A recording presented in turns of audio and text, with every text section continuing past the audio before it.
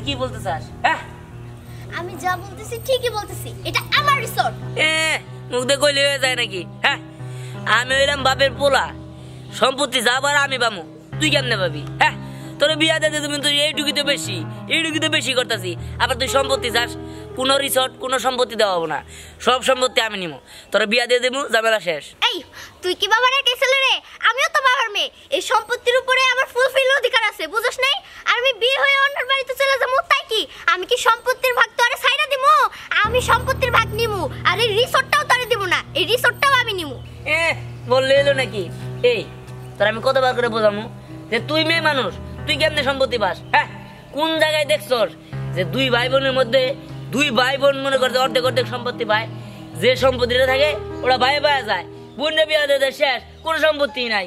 হ্যাঁ কোনো সম্পত্তি নাই, তোর কথা মতো আমি চলবো নাকি? হ্যাঁ আমি সম্পত্তির ভাগ নিমু মানে নিমুই। আচ্ছা ঠিক আছে, তুই যেহেতু নিবি আমি তোরে দিব না, তুই পারলে ঠেকাস। তুই আমার সম্পত্তি দিবি না তাই না? ঠিক আছে তাহলে তোরে আমি বাঁচা রাখবো না।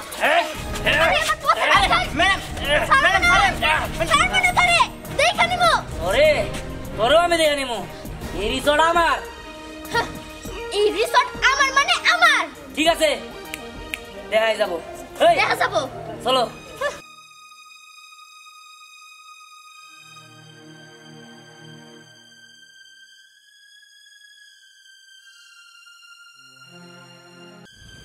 না শালা লেবারের কাজ কাম দেখলে না মেজাজ খারাপ হয়ে যায়। এই সকালে ম্যাডাম আসছে তার ছেলে মেয়ে নিয়ে, কোনো খবর নাই। একটা লেবার যদি আয়া থাকে একটারও খবর নাই। আর কি অবস্থা হয়ে রয়েছে, ময়লা টয়লা দিয়ে এগুলা দেখলে তো আমার চাকরি যাবো গা। এই লেবার আমার চেঞ্জ করা লাগবে।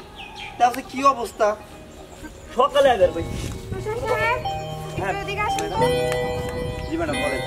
আপনি কার সাথে একা একা কথা বলতেছেন? আর ম্যাডাম বললেন না সকালে লেবার আসার কথা, এখনো লেবার আসে নাই। আচ্ছা যাই হোক বাদ দেন, আপনি কি দিহান আর স্নেহাকে দেখছেন? ওরা একটু দুই পাশে আছে। শুনেন তুষার সাহেব, ওদের প্রতি আপনি একটু ভালো করে খেয়াল রাখবেন। দিন দিন ওরা যেন কেমন খিটখিটে হয়ে যাচ্ছে। ওরা যে ভাই বোন, একে অপরের প্রতি ভালোবাসা থাকবে তা না, একে অপরের শত্রু হয়ে উঠেছে। কি যে করি কিছুই বুঝতে পারতেছি না। আর এই বিষয়টা আমি আপনার সাহেবকেও জানাতে পারতেছি না। ম্যাডাম আপনি ওদের নিয়ে চিন্তা করেন না, আর ওরা তো ছোট মানুষ। আর এখানে যে কয়দিন আছেন আমি ওদের দেখে শুনে রাখবো। আপনার কথাই যেন ঠিক হয়, আমার আর ভালো লাগে না। বাচ্চা বাচ্চা পোলাপান সয় সম্পত্তির জন্য কি শত্রু নারী ঝগড়া সারাক্ষণ লেগেই থাকে। আমার আর এগুলো ভালো লাগতেছে না। বড় হওয়ার সাথে সাথে যদি সবকিছু ঠিক হয়ে যায় তাহলে তো ভালোই হলো। আচ্ছা আপনি যেন কি কাজ করতেছিলেন করেন, আমি আসি। আচ্ছা ম্যাডাম ঠিক আছে ম্যাডাম। আর ম্যাডাম আপনি যদি কিছু লাগে তাহলে আমার ডাক দিন, আমি আসি। আচ্ছা আমার তো চিনে না, আমার সাথে তেজ দেখায়, ও ভুলে গেছে আমি ওর বড় ভাই। ওরে তো আমি সম্পত্তি এক কানে করেও দিব না, ওরা আমি শেষ করে দিব। জি স্যার জি। এই চুপ থাকো, জি স্যার করতেছে। আমি বাসি না আমার জ্বালায়, আর জি স্যার করে। ওরে যে মেয়ক আমি তো সম্পত্তি দিমই না, ও যতই বা আদরি করুক সম্পত্তি আমি একটু দিব না। জি স্যার আপনি কোনো চিন্তা করবেন না। আরে রাখো তোমার চিন্তা, জি স্যার করে বাসি না আমার জ্বালায়। হ্যাঁ স্যার আমি একটা কথা বলতে চাইছিলাম আপনাকে, যদি আমাকে একটু সুযোগ দিতেন আমি কথাটা বলতাম। কি কথা বলো? স্যার আমরাও এক ভাই এক বোন, আমার ভাই সমস্ত সম্পত্তি আত্মসাৎ করছে, আমি কিন্তু বড় বোন হয়ে কিছুই করতে পারি নাই। তাই আমি কইতেছিলাম আপনি যদি ম্যাডামরে সুযোগ না দেন এই সম্পত্তি কিন্তু ম্যাডাম নিতে পারবো না, আর ম্যাডাম না নিতে পারলেও কোনো কিছু করতেও পারবো না। ম্যাডাম কিন্তু ম্যাডাম কারে তুমি ম্যাডাম বলতেছো? এই তুমি ওর চাকরি করো, তুমি আমার চাকরি করো, তুমি আমার বিএস, তুমি ওর বিএস। হ্যাঁ তবে যাই বলো বুদ্ধিটা কিন্তু খারাপ দেও নাই। আমি যদি একবার সম্পত্তি আমার নামে লেখা নেই তাহলে উপরে আর কিছু করো না। এটাই করতেই হবো। হ্যাঁ স্যার তাহলে আপনি তাই করেন। অবশ্যই আমি তাই করব, এর জন্য যা যা করে নিও আমি সব কিছু করতে রাজি আছি। ও ম্যাডাম আমরা এক ভাই এক বই, আমার বোনটা তো আমি সোন বাগে জায়গা ভাগ করে দিছি, সারে কিসের জন্য আপনারা জায়গা ভাগ করে দেয় না? তুই কি বললি আরেকবার বলতো? স্যার স্যার তোকে কে বলতে বলেছে? তুই আমার কাছ থেকে বেতন নেস নাকি দিয়ানের কাছ থেকে বেতন নেস? এরপরে যদি আরেকবার ওকে স্যার বলেছিস তাহলে আমি তোকে ফায়ার করতে বাধ্য হব। ঠিক আছে ম্যাডাম, হ্যাঁ স্যার কম না। ঠিক আছে, চল। চলেন। বিকল্প যেভাবেই হোক বাবার অর্ধেক সম্পত্তি তো আমি নিবই নেব। সেই অর্ধেক সম্পত্তির সাথে আমি এই রিসোর্টটাও নেব। তার কারণ আমার প্ল্যান আছে, আমি এই রিসোর্টটাকে একটা শুটিং স্পট বানাবো। ম্যাডাম একদম আমার ঠিক কথা কইছেন। শুটিং স্পট বানাইলে শাহরুখ খান, ঋত্বিক রোশন, তারপর ওই যে জাওয়ান সিনেমার ছবি করছে কি জানি শাহরুখ খান, শাহরুখ খান, তারপর জনি সিং, তারপরে আমার মিয়া খলিফা বাবু। Shut up! তুমি আছো তোমার মিয়া খলিফা নিয়ে, চলো।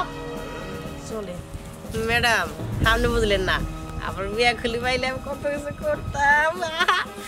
তোমরা দুইজনে যা শুরু করছো আমি আর নিতে পারতেছি না।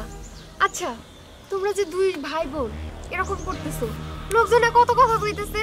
আমরা এখানে আসছি ঘোরার জন্য। ঘোরার জন্য, তাই না? এই এই তুই মারে কি কইছস? মা এসব কথা বলতেছিস কিসের জন্য? হ্যাঁ, নিজে বলে নি আমার নাম যাচ্ছে না, ফাইজলামি করিস, ভালো সাজছ আমার সামনে। আমিও তো কিছু জানি না, তুই মায়ের যত যাই করস না, সম্পত্তি তুই পাবি না। ইস, সম্পত্তি আমি পাবো না? সম্পত্তি পাবি না তুই। এই দেখ ভালো করে কিন্তু। তুই আমার কি করবি? তুই আমার কি করবি? এই তুই আমার কি করবি? আমি তোর খুন করব, খুন করে নিয়ে সব সম্পত্তি আমি নিব। হ্যাঁ, তুমি আমার খুন করবা, আমি আম বলছিস না তো, সমস্যা নাই। এই দেখ, আমি এত কিছু জানি না, তুই মেয়ে মানুষ, তুই সম্পত্তির লেগে এত উড়া বেড়ে লাগছিস কি লিয়া, তোর কোনো সম্পত্তির ভাগ হবো না। দেখ, তুই কিন্তু অনেক বেশি বেশি করতেছস। তুই কি ভাবছস তুই একা সম্পত্তি নিবি আর আমি কোনো কিছু নিব না, তাই না? আমি সব সম্পত্তি নিয়ে নিব। আমি তোর অর্ধেক ভাগ দিতে চেয়েছিলাম না, অর্ধেক ভাগও দিব না। কি থামবো কোনো থামাথামি নাই। ও কে লিগে আমার কাছে সম্পত্তি চাবো? হ্যাঁ, ও মেয়ে মানুষরা ও লিগে সম্পত্তি চাবো। আমি তোর কাছে কোনো সম্পত্তি চাই নাই, আমি আমার বাবার কাছে সম্পত্তি চাইছি। বাবার কাছে সম্পত্তি আমার। বুঝতে পারছি, তোর এইভাবে থামবি না, যা করার আমরাই করতে হবে। হ্যালো, আচ্ছা পরে কি হয়েছে? তোমরা আমাকে বললে যে ওদের 2 দিনের স্কুল ছুটি আছে, সেই সুযোগে আমরা একটু বাইরে ঘুরে আসি। তো বাইরে না গিয়ে তুমি আমাদের রিসোর্টে আসছো, কিন্তু এত জরুরিভাবে ফোন করে আমাকে আসার কারণটা কি বলবো তুমি? এই যে তোমার 2 সন্তান, এদেরকে নিয়ে আমি আর পারতেছি না। এরা ভাই বোন না, এই কাপড়ের শত্রু। এই সম্পত্তির জন্য ওরা একে অপরের শত্রু হয়ে গেছে। ওরা সম্পত্তির বোঝে কি? ভাবছিলাম ওদের স্কুল ছুটি, তাই রিসোর্টে একটু ঘুরে আসি। এখানে এসে তো মহা মুশকিলে পড়ে গেছি। এই যে এরা দুইজনে রাত দিন 24 ঘন্টা ঝগড়া করতেছে। আমি আর পারতেছি না, আমি কিছু বললে আমার কোনো কথা শুনে না, তাই আমি তোমাকে ডাকছি। আমি বুঝতে পারছি আসলে সমস্যাটা কোথায় হয়েছে। তোমরা দুইজন আমার ছেলে মেয়ে, আমার জীবনের কাহিনী কি তোমরা জানো? জানো না। আমি একটি কৃষকের ছেলে। আমার বাবা খেতে খামারে কাজ করতো মানুষের। আমিও অনেক কাজ করেছি, নিজে পরিশ্রম করেছি, পড়াশোনা করেছি। পড়াশোনা করে আজকে আমি এই যে সম্পত্তি দেখতেছো এগুলার মালিক। আমি পারতাম শহরে বিয়ে করার জন্য, আমি কিন্তু তোমার মাকে বিয়ে করেছি গ্রামের একজন সাধারণ ঘরের মেয়ে। কেন করেছি জানো?